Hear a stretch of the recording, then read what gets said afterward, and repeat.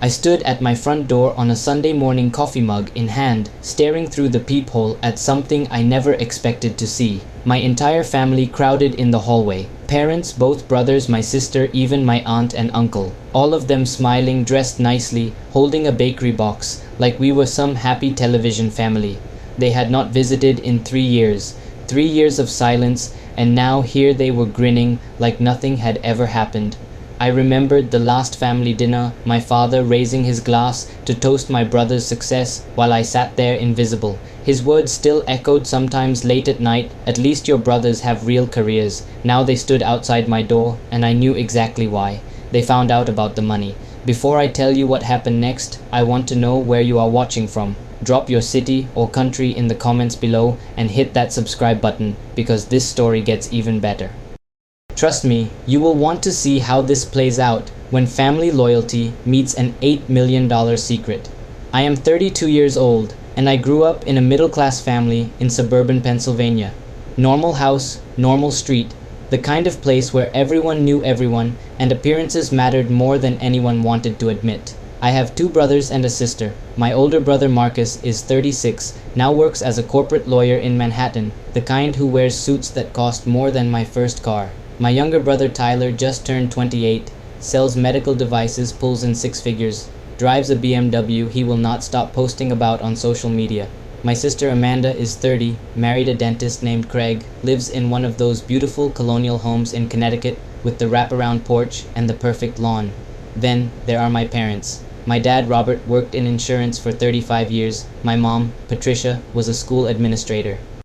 Both retired, now spending their days playing golf and comparing their kids' accomplishments at the country club. That last part matters because I was never one of the accomplishments they bragged about. Growing up, I was different. While Marcus played football and Tyler ran track, I stayed in my room with my computer. I taught myself to code when I was 12, built my first website at 14, spent every free hour learning programming languages most people have never heard of. My family never understood it.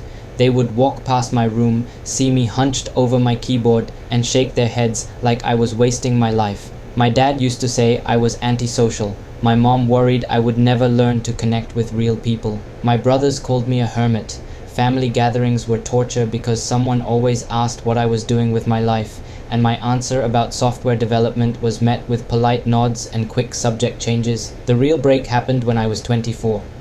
I dropped out of my master's program in computer science. Not because I was failing, I had a 4.0 average, but because I had an idea. A software project that consumed every thought, something I knew could work if I just had the time to build it properly. So I left school 6 months before graduation and dove in full time. My family's reaction was nuclear. My father stopped speaking to me for 6 months, just completely cut me off. My mother cried on the phone to her sisters saying she was embarrassed to tell her friends her son was a college dropout. Marcus sent me long emails about throwing away my future and disappointing everyone who believed in me. Tyler made jokes at every family event about me living in mom's basement even though I had my own apartment by then. Amanda would sigh whenever someone asked about me, this deep theatrical sigh, and say Hamish is finding himself like I was some lost 20-year-old backpacking through Europe instead of a grown man working 18-hour days on a business venture. The extended family picked up on it too. Aunts and uncles, cousins, even family friends. They whispered when they thought I could not hear. Such a shame he had so much potential. Wonder what went wrong. His brothers turned out so well. At gatherings, I became the cautionary tale, the example of what happens when you do not follow the traditional path. Thanksgiving dinner 4 years ago was the worst. We gathered at my parents' house, the whole extended family packed around 2 tables pushed together. My father stood up to make a toast, which he did every year, talking about gratitude and family. That year, he spent 5 minutes praising Marcus for making junior partner at his law firm and Tyler for buying his first house. He held up his glass, beaming with pride while everyone clapped. When he sat down, I tried to share an update about my software project. I had just landed a small client, nothing huge, but it was progress. I started explaining the contract and my father literally cut me off mid-sentence. He turned to my Uncle Jerry and started a conversation about golf. Just completely talked over me like I had not said anything at all. Uncle Jerry, never one to read a room, loudly asked across the table when I was going to get a real job. Everyone went quiet. I felt every eye on me. My mother looked at her plate. Marcus smirked into his wine glass. Amanda whispered something to her husband. I stood up, mumbled something about needing air, and left. Drove back to my apartment alone, ate leftover pizza on my couch, and made a decision. I was done trying to make them understand. After that Thanksgiving, I slowly pulled away. Stopped going to family events, made excuses. Moved to a modest apartment in Pittsburgh to be closer to the tech scene there. Got a part-time job doing website maintenance for small businesses, enough to cover rent and food while I worked on my project. I spent every spare hour coding, testing, rebuilding, improving.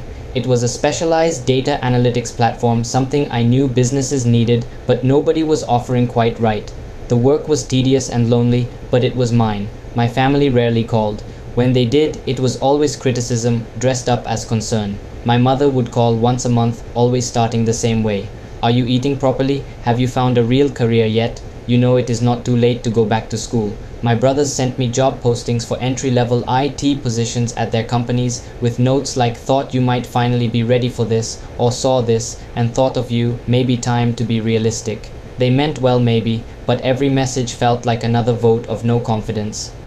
The last real conversation I had with my father was 2 years ago. He called out of nowhere on a Tuesday night. I thought maybe something was wrong, but he just wanted to talk, except talking meant lecturing. He told me he was disappointed in me, that he and my mother had given me every opportunity, paid for my education, supported me, and I had thrown it all away for some pipe dream. He said he did not know where they went wrong raising me. His exact words, "I am disappointed in you, son. I do not know where we went wrong." Then he hung up. I sat holding the phone for probably 20 minutes after that, just staring at the wall. Those words haunted me, but they also fueled me. Every time I wanted to quit, every time a bug took hours to fix, or a potential client said no, I heard his voice. Disappointed. I worked 18-hour days, survived on ramen noodles and black coffee, barely slept. My apartment was a mess. Laundry piled up, dishes in the sink, but my code was clean and my vision was clear. Then 18 months ago, everything changed. I had posted some technical documentation for my software on a developer forum just looking for feedback. Someone from a Fortune 500 company saw it. They reached out through the forum's messaging system, asked if we could talk. I thought it was spam, at first almost deleted it, but something made me respond. We met at a coffee shop in downtown Pittsburgh. I showed up in a borrowed sport coat, nervous as hell, carrying my laptop like a shield. 3 executives sat across from me, asked detailed questions about my software, how it worked, what problems it solved. They needed exactly what I had built. Their company was losing millions in logistics inefficiencies, and my AI-powered optimization platform could fix it. They saw the potential, instantly, something my own family never had. 3 weeks of negotiations followed. Back and forth emails, video calls with their legal team, technical demonstrations. Then they made an offer, $8 million for full acquisition of my software and a consulting contract for implementation. I stared at the number on the screen until my eyes burned. Read the contract maybe 20 times. Sat in my apartment for 2 hours, just holding the pen before I signed. The money hit my account on a Tuesday morning in March. I logged into my bank app, saw the balance, and had to close it and open it again because surely there was a mistake. But no, there it was, $8 million. I sat on my second-hand couch in my tiny apartment, unchanged, unremarkable, staring at that number until it started to feel real. I did not tell anyone. Not my one close friend from college who I still talk to occasionally, not the woman I had been on 3 dates with, nobody. I just sat there feeling vindicated and hollow at the same time. I kept living in the same apartment. Kept driving my 10-year-old Honda Civic with the dent in the passenger door and the broken air conditioning. Started meeting quietly with financial advisors, set up investments, put most of it away where I could not touch it impulsively. The only thing that changed was I slept better at night, knowing I had a safety net for the first time in my adult life.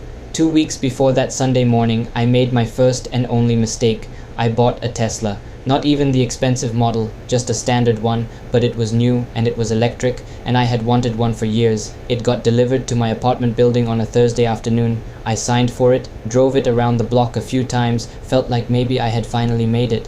What I did not think about was Mrs. Kowalski. Mrs. Kowalski lived 2 doors down from me, had to be pushing 80, walked her little terrier every morning. Sweet woman, always said hello, sometimes brought me cookies she baked. What I did not know was that Mrs. Kowalski went to the same church as my mother. Small world, smaller than I realized. Mrs. Kowalski saw the Tesla, mentioned it to someone at church. Word spread the way it does in those communities. Someone knew someone who knew my mother. The phone tree lit up. Meanwhile, public records told the rest of the story. When the Fortune 500 company acquired my software, they had to file certain documents. Tech industry newsletters picked it up, one of those short blurbs about acquisitions and market movement. Someone from my hometown read it, recognized my name, connected the dots. The information was out there for anyone looking. My brother Marcus, being a lawyer, has Google alerts set up for all kinds of business deals. He likes to stay informed, network, find opportunities. One morning his phone pinged with an alert about the acquisition. He read through it, saw my name listed as sole proprietor and developer, saw the 8-figure purchase price. I found all this out later, pieced it together from things people let slip, but in that moment Marcus was apparently so shocked he dropped his phone. The family group chat exploded. I had been removed from that chat about a year earlier, though nobody ever told me directly. I just stopped getting notifications and eventually realized I was not in it anymore. But that morning, according to my sister, who felt guilty enough to tell me later, the chat went crazy. Marcus posted a screenshot of the article. My mother's first message was $8 million. Our Hamish. My father apparently sat down heavily in his kitchen chair and said out loud to nobody in particular, "I will be damned." Marcus immediately started calculating taxes and investment returns, texting everyone about smart financial moves. Tyler started thinking about his mortgage, how he could use some help with payments, maybe finally renovate his kitchen. Amanda thought about private school tuition for her daughter. Everyone suddenly had plans that involved my money. My mother called my father from the other room, even though they were in the same house, both of them staring at their phones in disbelief. My father called Uncle Jerry. Uncle Jerry called Aunt Linda. Within 3 hours, the entire extended family knew. Then came the attempts at contact. It started innocently enough, or at least they tried to make it seem that way. My mother called first, left a voicemail. Her voice was different, sweeter, higher pitched, like she was talking to a child. "Honey, we have been thinking about you so much lately. We really should get together soon. I miss my boy. Call me back when you get this." She did not mention the money, but her tone said everything. I had not heard that warmth in her voice in years. The next day, Marcus sent a long email. The subject line was, "Been too long, brother." I opened it, read through paragraphs of nostalgia about our childhood. Remember when we built that treehouse? Remember our trip to the lake? All these memories I barely recognized because Marcus had spent most of our childhood either ignoring me or making fun of me. The email ended with a casual suggestion that we should meet for lunch, catch up properly. Maybe I could give him some advice about investments, since I clearly knew what I was doing now. Tyler sent a text that same afternoon. "Yo man, heard you are doing well in the tech world. Always knew you had it in you. Let's grab beers this weekend." I stared at that message for a long time. Tyler, who had called me a basement-dwelling loser at Christmas 3 years ago, suddenly wanted to grab beers. Always knew I had it in me. The lie was almost impressive. Amanda reached out through Facebook Messenger after years of zero contact. She sent a long paragraph about family being important and how her daughter was getting older and should know her uncle better. She attached pictures of her kid, cute little girl I had met maybe twice. The message ended with, "We should have you over for dinner. Craig would love to meet you properly." Craig, her husband, had met me at their wedding, where he shook my hand once and then avoided me the rest of the night. My father, who had not called me in 2 years, left a voicemail on Friday. His voice was gruff, uncomfortable, like the words were being pulled out of him. "Son, your mother and I would love to have you over for dinner. Been too long. We have some catching up to do. I know we have not always seen eye to eye, but you are still our son. Call us back." The pause before that last sentence told me everything. Someone, probably my mother, had made him make that call. Even Uncle Jerry got in on it. He sent a card in the mail, an actual physical card, with a picture of a mountain and an inspirational quote about success. Inside, he had written in his messy handwriting, "Always knew you had it in you, kid. The family is proud. Let's celebrate soon." This was the same Uncle Jerry who had loudly asked at Thanksgiving when I would get a real job. I read every message, listened to every voicemail, some of them multiple times. I felt a complicated mix of emotions sitting there in my apartment with my phone in my hand. Part of me felt vindicated. See, I wanted to say I was not a failure. I did make something of myself. You were wrong about me. But a bigger part of me just felt angry. Where were these messages 3 years ago? Where was this warmth when I had nothing? I almost called my mother back. Twice I pulled up her contact, my finger hovering over the call button. I imagined the conversation, imagined her crying, imagined maybe possibly it could be real. Maybe they genuinely missed me. Maybe the money did not matter. But then I would remember the toast at Thanksgiving, my father saying he was disappointed, the group chat I got removed from, the years of silence. And I would put my phone down. I decided to wait. If they really wanted to reconnect, they would try harder. The answer came on Sunday morning. I woke up at 8 that day, made coffee, planned a quiet morning. I was going to meal prep for the week, maybe watch a movie, just relax. The doorbell rang at 9:30, which was unusual. My building had a buzzer system, so anyone ringing my actual apartment door had to have been let in by another resident or tailgated through the entrance. I ignored it, at first figured it was a delivery for the wrong apartment. The bell rang again, then knocking. I walked over to the door, annoyed, looked through the peephole and froze. My entire family stood in the hallway. Not just my immediate family, but all of them. My mother and father front and center, Marcus and Tyler behind them, Amanda off to the side, Uncle Jerry and Aunt Linda in the back. All of them dressed up, my mother holding a white bakery box, my father in his good polo shirt, the one he wore to church. Everyone smiling, these wide forced smiles like they were posing for a family portrait. My heart started pounding. My hands shook a little as I gripped the doorknob. 3 years of rejection flashed through my mind in rapid succession. Every dismissive comment, every time they made me feel small, every family photo I was not invited to be in, every milestone of mine, they ignored. The word disappointment echoed in my head in my father's voice. I saw myself at that Thanksgiving table being talked over, leaving alone. I saw myself in my apartment on Christmas eating Chinese takeout by myself while my family gathered without me. They rang the doorbell again. My father's voice came through the door loud enough for me to hear clearly. "Hamish, we know you are home, son. We brought breakfast." My mother chimed in, that sweet voice again. "Please, honey, we just want to see you. It has been too long." Marcus added his voice, trying to sound casual and brotherly. "Come on, little brother, open up. We just want to talk."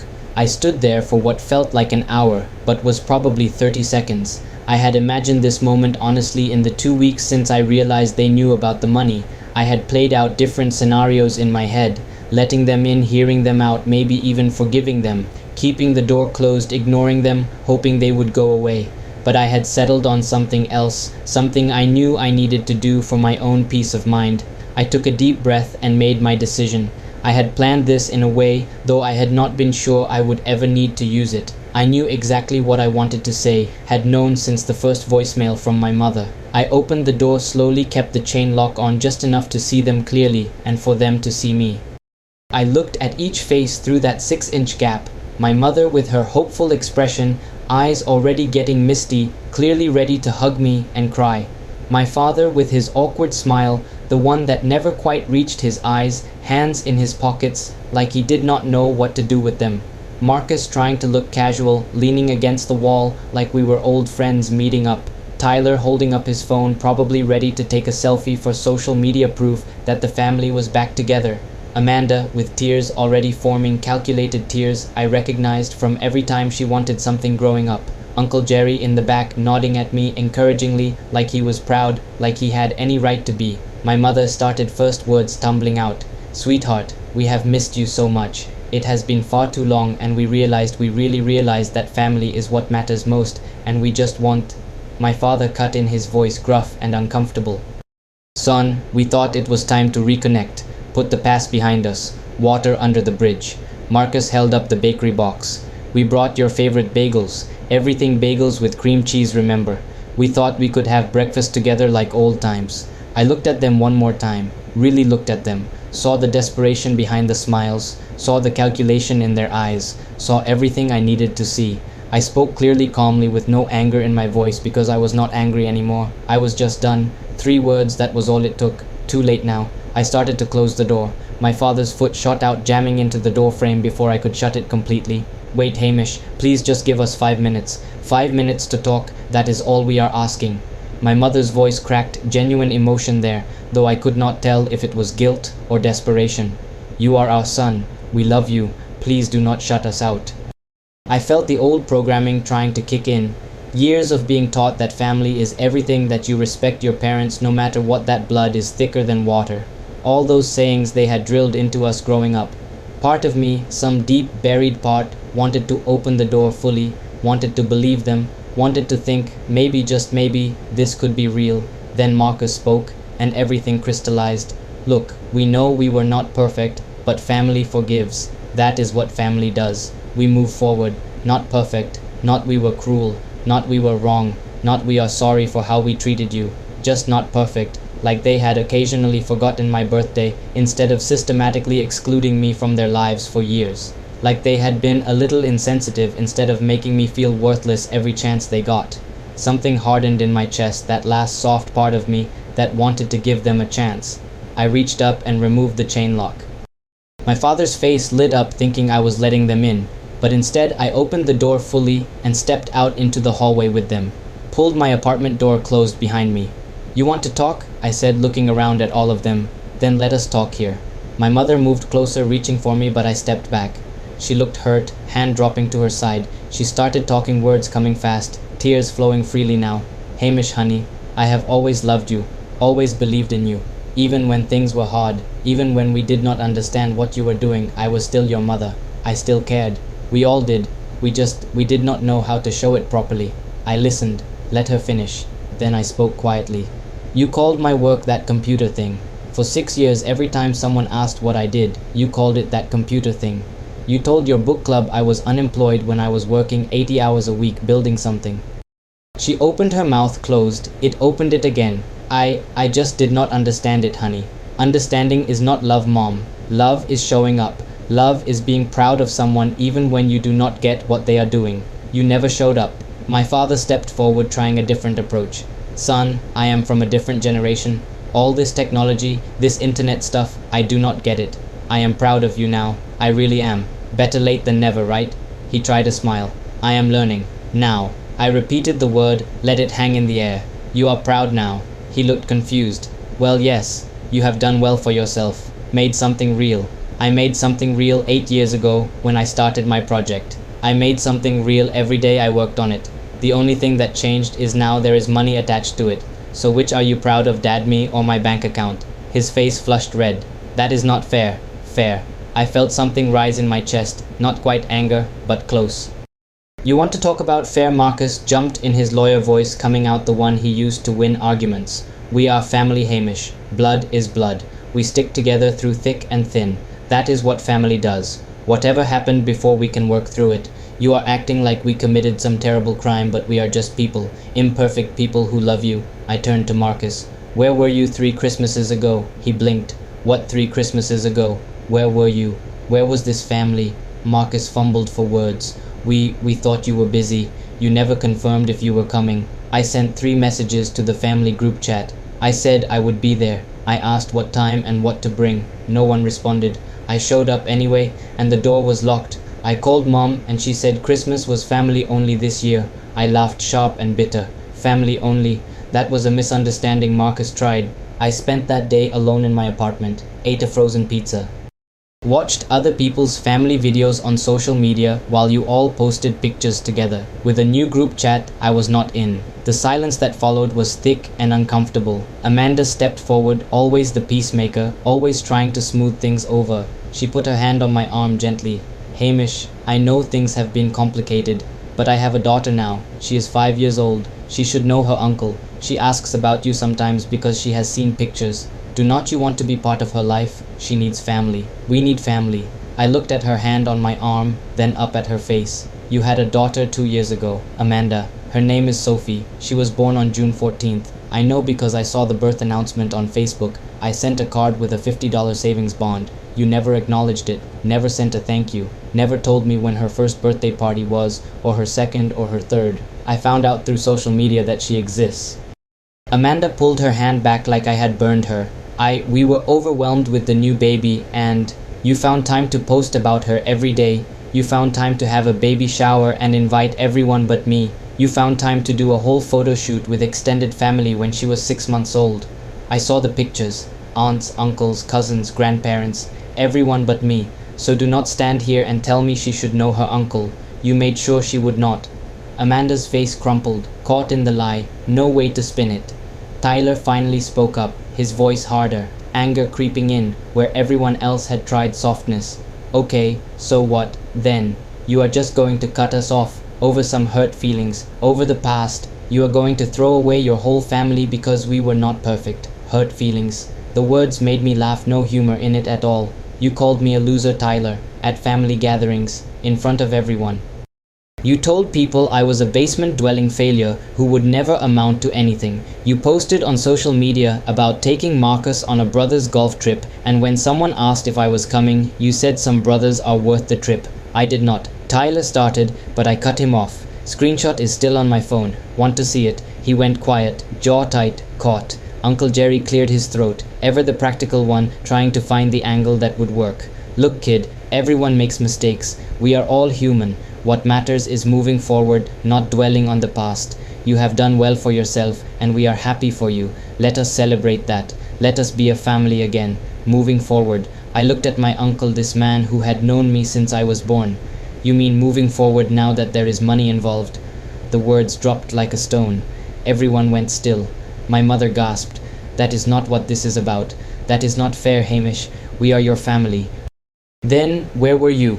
My voice stayed calm level, but I felt years of pain pushing up through my chest. Where were you when I graduated college and no one came because it was just a bachelor's degree and not worth the drive? Where were you when I was eating ramen for every meal because I could not afford groceries and my software project at the same time? Where were you on my 30th birthday when I sat alone in my apartment because everyone forgot? We did not forget, my mother said weakly.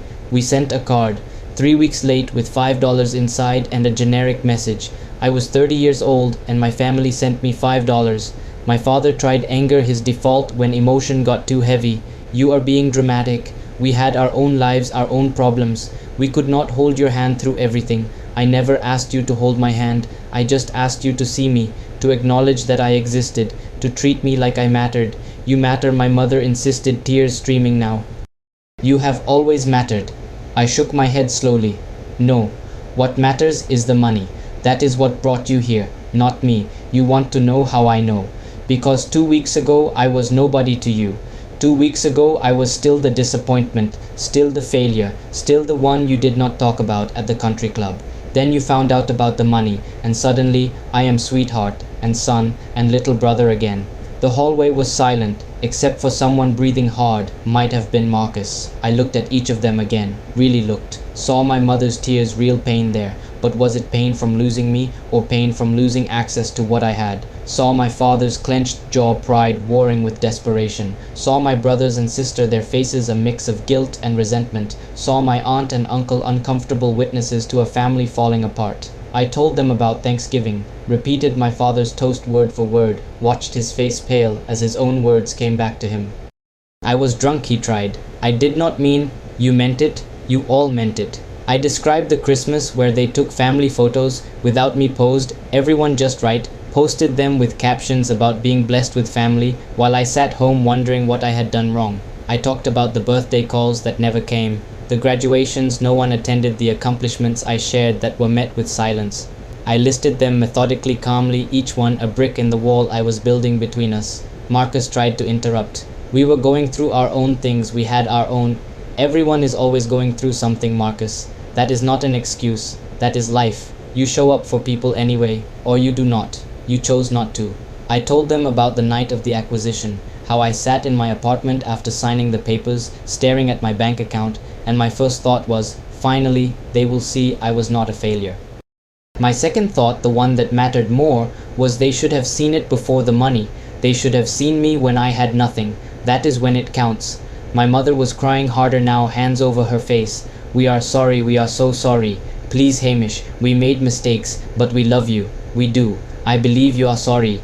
I said it gently, meaning it. I think you are genuinely sorry right now, but you are sorry you missed out. You are sorry you were wrong about me. You are sorry there is a consequence. You are not sorry for how you treated me, because if the money had never come, you would still think you were right. Tyler's anger finally broke through completely. So what, you are just going to punish us forever? You are going to hold this over our heads, use your money to make us feel small. I am not holding anything over anyone. I am not using my money as a weapon. I am just done pretending we are something we are not. We are family, my mother insisted again, like saying it enough times would make it true. You are my relatives. There is a difference. I looked around at all of them one last time, saw tears, saw anger, saw desperation, did not see understanding, did not see real remorse, just saw people who wanted something from me and were upset they could not have it. You called me a loser when I was struggling. You erased me from family events when I embarrassed you. You removed me from group chats like I did not exist. You talked about me like I was a problem to be managed. For years. And I kept trying, kept hoping you would see me, kept showing up, until you made it clear I was not welcome. So I stopped. I built a life without you. I found success without you. I became someone I am proud of without you. My father tried one more time, voice shaking now. Please, son, you are our boy, our blood. I was always your son. I looked right at him, needed him to hear this, even when I had nothing. Even when I was living on ramen. Even when I was supposedly a disappointment. I was always your son. But you only remembered that when there was something in it for you. The words hung in the air, final, undeniable. I turned back to my apartment door, hand on the knob. My mother grabbed my arm, gentle but desperate. Please, Hamish, you are our son, our baby. Do not do this. I gently removed her hand, not rough, just firm. I was always your son, Mom, even when I had nothing to offer but myself. That should have been enough. I walked into my apartment, heard them outside, voices rising, arguing with each other now instead of pleading with me. My mother crying harder, my father angry, Marcus and Tyler going back and forth about whose fault this was. Amanda saying we should have tried sooner. Uncle Jerry saying, give him time. I closed the door, turned the lock, listened as their voices faded down the hallway. Eventually, there was silence. The first week after that confrontation, I felt like I had been hollowed out. Not regret, nothing like that, but a strange emptiness. Like I had been carrying something heavy for years and suddenly it was gone, and I did not know how to walk without that weight. My phone buzzed constantly. Messages, voicemails, emails piled up. I did not read most of them. My mother sent texts every day, long paragraphs about family and forgiveness and second chances. She would alternate between guilt and anger, sometimes apologizing, sometimes asking how I could be so cruel. My father left voicemails that started angry, full of bluster about respect and family obligation, but by the end of the week, they became pleading. Son, please call back. Let us fix this. Marcus sent emails that sounded like legal briefs, paragraphs about family obligations and moral responsibility. Tyler went back and forth between apologies and accusations, texts that said, I am sorry man, I messed up, followed hours later by, you know what, you are being selfish. Amanda sent pictures of her daughter holding drawings she had supposedly made for Uncle Hamish, which felt manipulative but also sad. I set up email filters, let everything from them go into a folder I decided I would never open. Let the voicemails pile up unheard. I sat in my apartment, the same modest place despite having millions in the bank, and realized I was not sure who I was without their disapproval defining me. For so long I had worked to prove them wrong. Now that I did not need to prove anything, what was I working toward? I started small. Scheduled an appointment with a therapist, something I had avoided for years because therapy felt like admitting defeat. Dr. Sarah Morrison had kind eyes and did not push, just listened while I unraveled years of family dysfunction in her quiet office. We worked through the guilt, the voice in my head asking if I was wrong to cut them off, if I was being too harsh, if maybe I should give them another chance. She asked me one question that shifted everything. Did they ever apologize before they knew about the money? I sat with that question. Went through years of memories. The answer was no. They never once said sorry for how they treated me. Never acknowledged the pain they caused. Never tried to make amends when I was nobody with nothing. The apologies only came when there was something to gain. I started investing in myself in ways that had nothing to do with money. Took a cooking class at a community center, learned to make things beyond ramen and frozen pizza. Joined a hiking group that met every Saturday morning, spent hours walking through state parks with strangers who became familiar faces. People who knew nothing about my family or my bank account.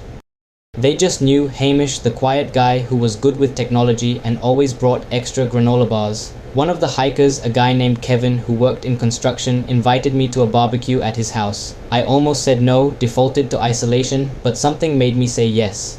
His family was loud and warm and chaotic in the best way. His dad, a retired firefighter with a thick Pittsburgh accent, asked what I did for work. I told him software kept it vague. His response was simple. Good for you. That is honest work. No probing questions, no judgment, No comparison to what his other kids were doing, just acceptance. I almost cried into my burger. I started donating money anonymously, set up scholarships for first-generation college students studying computer science, funded coding programs for kids in underfunded schools, found organizations that helped young people who felt like outsiders who did not fit their families' expectations. Every donation felt like healing something inside me, like I was helping past versions of myself. Eventually, I moved to a nicer apartment. Nothing extravagant, not some penthouse, just a 2-bedroom in a good neighborhood with big windows and updated appliances. Bought furniture I actually liked instead of whatever was cheapest on Craigslist. Hung art on the walls, made it a home instead of just a place to sleep between coding sessions. I even started dating again. Met someone named Rachel through the hiking group, a teacher who made me laugh with her dry sense of humor. We took things slow, coffee dates and long walks, and she never asked about my money because she did not know I had any. She just liked me for me, which was so foreign I did not know how to process it at first. 6 months after that Sunday morning confrontation, I sat in my new living room on a comfortable couch I had picked out myself, drinking coffee from a mug Rachel had given me with a stupid pun on it. I thought about that day, the look on my family's faces, the 3 words I said, "Too late now." I did not regret them, not even a little, but I understood them better now, understood what I had really been saying. It was not about the money, never really was. It was about being seen, being valued for who I was instead of what I could offer. My family loved an idea of success, loved the version of me that came with achievements they could brag about. They never loved me when I was just Hamish, struggling and trying and failing and trying again. Real family, the kind that matters, does not wait for success to show up. Real family shows up when you have nothing. Real love does not need a reason beyond you exist, and I care about you. I learned that not from the people who shared my blood, but from the people who chose me. Kevin and his loud family, Dr. Morrison who listened without judgment, Rachel who liked my terrible jokes. The kids who got scholarships and sent thank you emails, not knowing who I was. They were my family now. I learned that forgiveness does not mean reconciliation. I forgave my parents, my siblings, my extended family for myself to stop carrying the anger around like a stone in my chest. But forgiveness did not obligate me to let them back into my life. I could forgive them and still protect myself. I could acknowledge their humanity and still maintain boundaries. Those 2 things could coexist. I built a new family from people who chose me and who I chose back. The money gave me freedom, security, options I never had before. But the choice to walk away from people who hurt me, that gave me peace. Real peace, the kind that settles deep and stays. Sometimes my mother still sent emails. I heard through a mutual acquaintance that Tyler got divorced, that Amanda's marriage was struggling, that my father had health issues. I felt a small pang of sympathy when I heard these things, a distant sadness, like hearing about strangers going through hard times. But I did not reach out, did not offer help. That door had closed, and I had been the one to close it, and I was okay with that. My life became mine, built on my own terms. Success measured not in dollars or achievements, but in days when I felt content. Mornings I woke up without dread, evenings spent with people who knew me and liked me anyway. Work that challenged me because I wanted to be challenged, not because I needed to prove something. The final lesson, the one that took the longest to learn, came from Dr. Morrison near the end of our sessions. She said, "Family is not who shares your blood. Family is who shows up when you have nothing to offer but yourself. That is the test. That is what matters. The people who love you when you are nobody, those are your people. Everyone else is just biology." I thought about my family standing in that hallway, smiling and desperate and too late. Thought about all the ways they had failed that test over the years, and I thought about Kevin inviting me to his barbecue, Rachel laughing at my jokes, the kids sending thank you emails, Dr. Morrison listening week after week. They passed without even knowing there was a test. So now if someone asks about my family, I tell them about my hiking group and the community I built. I tell them I am loved and supported and seen, and it is the truth. Just not the family I was born into, the family I chose, the family that chose me back. Have you ever had to set a boundary with family that felt impossible? Have you ever walked away from people who were supposed to love you? Drop your thoughts in the comments below. Hit that like button if this story resonated with you, and subscribe because there are more stories like this coming. Share this with someone who needs to hear that it is okay to choose yourself. Thank you for listening to my story. I hope it brings you some peace if you are going through something similar. Remember, you deserve people who see you, who value you, who show up for you no matter what. Take care of yourselves out there.